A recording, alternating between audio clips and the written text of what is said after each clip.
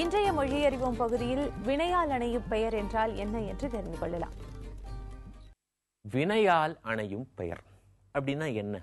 இது ரொம்ப அழகான ஒரு விஷயம் தமிழ் இலக்கணத்துல. இப்போ வினை என்பதற்கு செயல் அப்படின்னு பொருள்.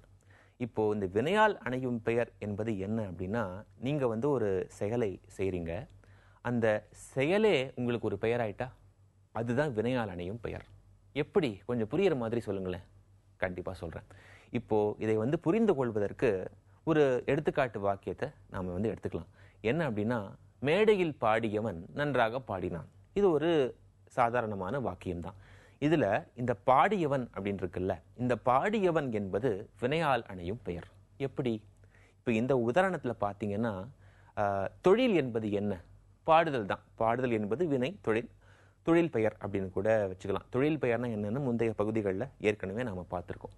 இந்த பாடுதல் அப்படிங்கிற அந்த தொழில் பெயரை அடிப்படையாக வைத்து இந்த பாடியவன் அப்படிங்கிற அந்த வினையால் அணையும் பெயர் உருவாகி இருக்கு. இதுதான் வினையால் அணையும் பெயருக்கான விளக்கம், எடுத்துக்காட்டு. வேறு எதுவுமே கிடையாது. இன்னொரு விளக்கம் அல்லது இன்னொரு எடுத்துக்காட்டு கூட பார்க்கலாம். இப்போ நேற்றைக்கு வந்தவன் இன்றைக்கும் வந்திருக்கிறான் அப்படின்னு சொல்றோம். இந்த வந்தவன் அப்படின்னு இருக்கு இல்லையா, இந்த வந்தவன் என்பது ஒரு வினையால் அணையும் பெயர் தான். ஏன் அப்படின்னா, வருதல் அப்படிங்கிறது இங்க தொழில் பெயர்.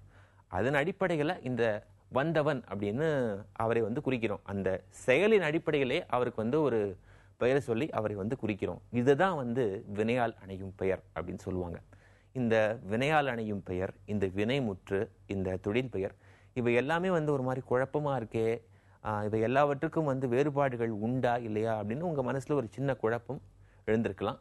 கண்டிப்பாக அந்த குழப்பத்துக்கு இந்த மொழியறிவோம் பகுதியில விடை கிடைக்கும்.